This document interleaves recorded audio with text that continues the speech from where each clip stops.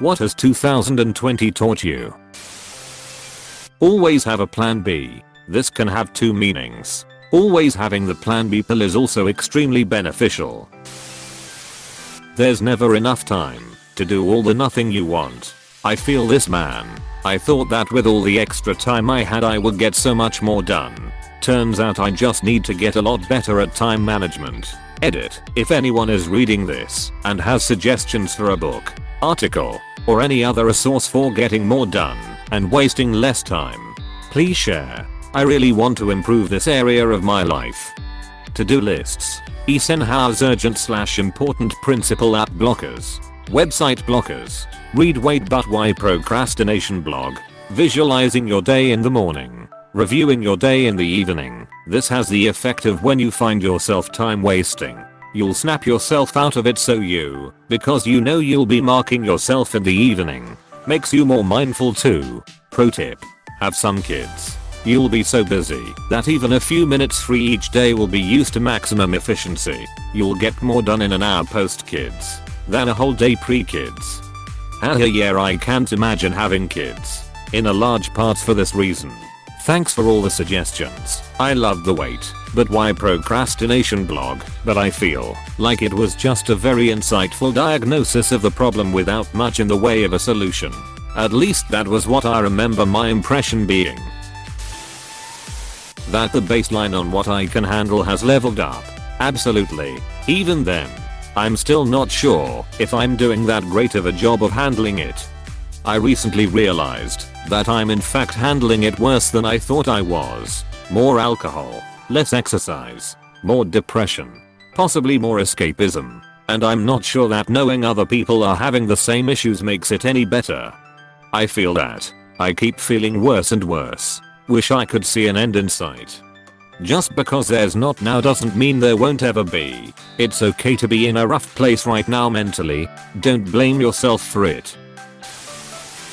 Your day feel bad, but it can get worse. But this is the worst day of my life, Homer. This is the worst day of your life. So far. The 2020 anthem. How ducking stupid humans are. Damn right. I'll drink to that. Let's have a party and drink to it. Only if we are all socially distanced. That I'm nowhere as much of a loner as I thought I was. I may not be the most sociable person of the universe, but spending months holed up in my room with basically no eye or human contact got old fast. 90% of the introverts in my social circle feel this way. They still need some social contact now and then. They just want to be able to do something low-key 4x a month with friends, like invite them over for dinner, or play a board game. I live alone. I work at home. I used to be okay with that because I could go out after work or on the weekends and make a trip to the store or go meet someone for dinner. Not often, but enough. Now I just stay at home or take walks, and it's taking a huge toll on my mental health. I'm in same boat. I feel this so much. Life is always subject to change. Get out there and do the things you want to do, because one day you may not be able to. But Corona. Exactly. One day, you may not be able to. And that day started in March for me. I remember my last day of high school. I was becoming burned out and wanted a break from school for at least a week. This is not what I wanted. I need to see my mates face to face more than I realize. Couldn't agree more. Considered myself an introvert for the longest time, but am realizing how important human contact really is for me. Same in March I thought. Stay home all day, not see anyone. Haha. Fools. I shall thrive. Cue me today bursting into tears seeing a toddler wave at me in my morning walk. It was the first stranger interaction I've had in months. I'm with you there. I live alone, so when lockdown was way serious in the beginning, I hadn't seen other humans in so long, like 1-to-1. 5 months, that I saw a small child in the parking lot of my apartment and legit had to stop and stare. Forgot what a little human was. Things and people can be gone in an instant. Everything we hold near and dear can be snatched from us in a blinding flash. I worked with a guy one time whose wife and 2 children were killed in a car crash. I honestly think driving is a double-edged sword. A friend of mine died right out to high school, and it changed how I saw driving. I have not driven since I got my license. I live close enough to work that a bus is more convenient and less expensive, so if I can avoid getting in a 1/2 ton hunk of steel hurtling at terminal velocity, then I will, because all it takes is one mistake on your or some other poor bastard's part. Not to take travel for granted. I'm trying to learn French or something to keep distracted with, and to feel like I'm doing something which will pay off when traveling in the future. But would give anything for a worry-free week abroad right now. Getting very sick of the inside of my flat. I started learning Japanese to keep my mind off things. And yeah, going somewhere would be great. Things can only get better is a platitude, not a guarantee. That there are so many horrible people in the world, oblivious to everything around them and only concerned with themselves. And also that there are so many kind and loving people in the world that are willing to help anyone. Crises show people's true nature. It's a chance to reevaluate our friendships and cultivate relationships with the better people out there. I had someone reach out to me when everything first went down that I hadn't spoke to in years, letting me know they'll do my grocery shopping so I don't have to leave my house because of my newborn. Yet I had someone come to my window every other day, putting my family at risk, acting a fool about wearing a mask, not even ask how we're coping. So when we can emerge from all this, I know who I'll be tight with and who won't even get a second thought from me. Facebook is 4chan now. The biggest problem with that is 4chan is comprised of strangers being awful. FB is people I know being awful. Yeah. It's like 4chan has the usual O and on plus person equals whole thing, and there's a veil of protection / potential joking / oh it's just a stranger. On FB it's like oh, Josh is really wow, and there's Aunt Sally agreeing with him, and wow, you're just going to type that out and put your name on it with zero shame or sense of irony. I remember my grandma telling me I shouldn't be a nurse on Facebook because I don't value life, because I don't calculate my entire electoral vote on the single platform of being against abortion, or her and her online friends bullying me for having a different, not racist opinion. I finally had to block grandma. I still talk to my grandma, just not on Facebook. Woo wow indeed. Sorry you had to read that from her. Gosh. That 2016 wasn't as bad as I thought. I miss 2016. I don't miss 2016. But now it is my second least favorite year.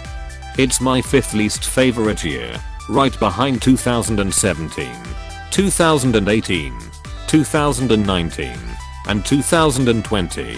I expect I'll be clearing a space off on the shelf for 2021. Hug your spouse more. Man on man, woman on woman, man on woman, whatever. Hug those who are there for you. Wife's a nurse, I'm a firefighter working through COVID nonsense. The forced quarantine after contact with a positive part has ripped us apart. It's hard to cope when your coping mechanism is behind but out of reach. Hug your peeps. Edit. Thanks everyone. I never got an award before on the ol' Reddit. This made my day. Thanks for having us in your hearts, party people. Hug your loved ones extra hard for us tonight if you can. But there's social distance sadly, so I can't. Gonna sound dumb, but my wife, when our schedules don't line up and we miss each other at home, she'll put one of shirts on my pillow for me. It helps me. It's rough, buddy. Adulthood sucks and everyone around you leaves. Oh, and cancer ducking sucks too. Duck pancreatic cancer and duck prostate cancer. Duck lung cancer. Breast cancer. And liver cancer, too. I have 3 friends going through these and it sucks to not be able to be there for them because of COVID. Oh, and just because I'm a survivor, duck kidney cancer, too. Duck ovarian cancer. I lost my grandma earlier this year. Sorry for your loss. That people will genuinely believe bad events will end just because the year is over. It's overwhelming how many times I hear things like, OMG, I can't wait for 2021. Everything will be a fresh start. Or 2020 can just love like. What do you really expect? All issues reset every January the 1st. WTF. 2020 can just levied been bottoming that with stuff like this. People meant it more symbolically, like not literally believing everything will be fine the minute the calendar turns, but just saying that everything they associate with 2020 can duck off. But this year, I've learned how few people understand basic concepts like exponential growth, or orders of magnitude, or very basic statistics like odds of 1 in 100. So maybe at least some of them are that stupid to think this a calendar year thing doesn't seem implausible anymore. Exactly this. So many people just don't understand numbers. I noticed that 538 has really tried to idiot-proof their page on the stats they are giving for election results. I wonder if it's because in 2016 we had a lot of people who honestly thought things like, if there's just a 30% chance it'll happen, that means it won't happen, so Trump can't win.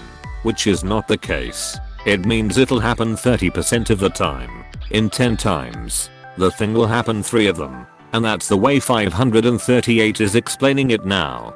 They are not even using the percent symbol. They are spelling out in 100 election simulations.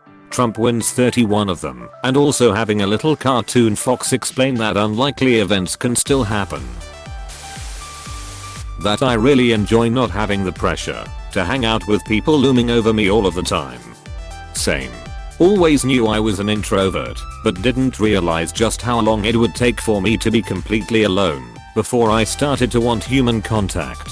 It's 2 months.